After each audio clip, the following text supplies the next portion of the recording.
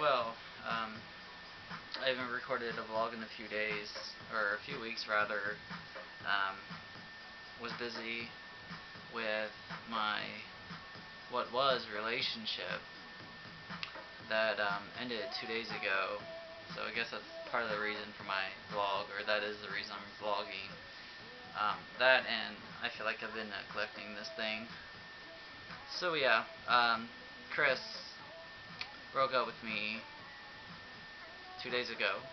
Well, he didn't really say he was breaking up with me, but he left and drove to West Virginia to be with his ex-boyfriend, Steve-O.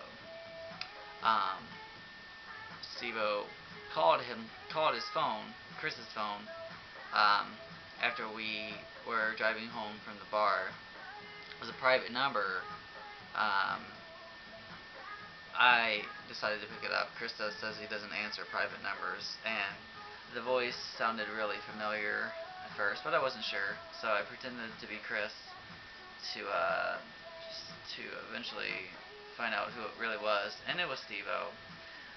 Steve-O is Chris's trailer trash ex-boyfriend who lives in West Virginia, um, who tried to run Chris over with his car, who's bashed Chris repeatedly on his YouTube vlogs, who Chris said that he always felt like his life was being threatened every time he was around this kid. So, yeah, so Steve-O calls, and I eventually let Chris know I'm talking to Steve-O. He's like, oh my god, why is he calling me? What does he want? So, I give Chris the phone, and they're talking, and I don't know exactly what's being said, and I was really pissed off at first, and then I started shaking. I was really sad. I heard Chris say that I've changed too. So then they talk for a little bit more, and we get to my house, and Chris tells Steven that he has to go, that he's with Dan, and that he will talk to him tomorrow. So they hang up, and of course I'm like, just like, okay, let's go to my house now. So we talk, and I'm upset. Um, so after talking for a few minutes, Chris was like, I want to call him back. I want to hear what he has to say. I'm like, well, I don't want you to leave me, so I make him give me his driver's license, and I go to my house and wait.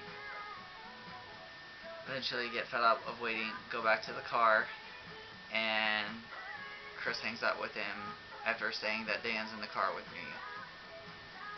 So we're talking, and I'm sad, and I start crying, and Chris tells me, or I ask Chris that, well, if he asked you to come back to him, would you? And he said yes. So I kiss him on the cheek, get out of the car, and go into my house. I toss and turn for about an hour and a half, and then I get up. It's about 7:30 a.m. I go to the store to buy flowers and a card and drive to Chris's house because he said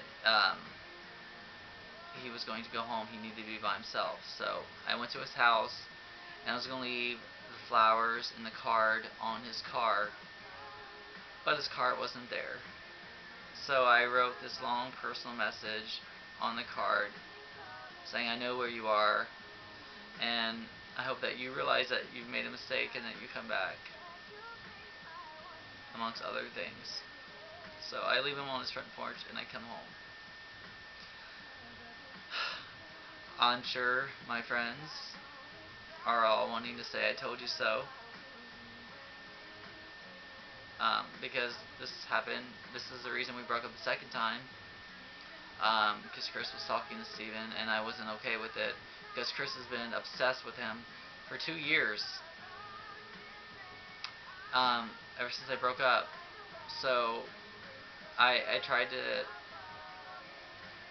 you know, believe Chris and give him the benefit of the doubt. Well, I guess I got burned in the end. So I guess I've learned my lesson. Um, so I'm single again, and I really don't know why I always sell myself short. Um, but I do. I date assholes and get my heart broken. So yeah, I don't know. That's got to change. Not really worried about it right now, though. I guess I need time to myself. I need Danimal time. Focus on myself. Focus on paying school off, going back, and getting my education. So, but I have to go. I'm meeting up with a friend. We're gonna go get a movie and watch it. Who happens to be an ex-boyfriend, but we're just friends. Um, so, yeah, I will end this now, and I will update more. I promise. But for now, I will leave you with a goodbye.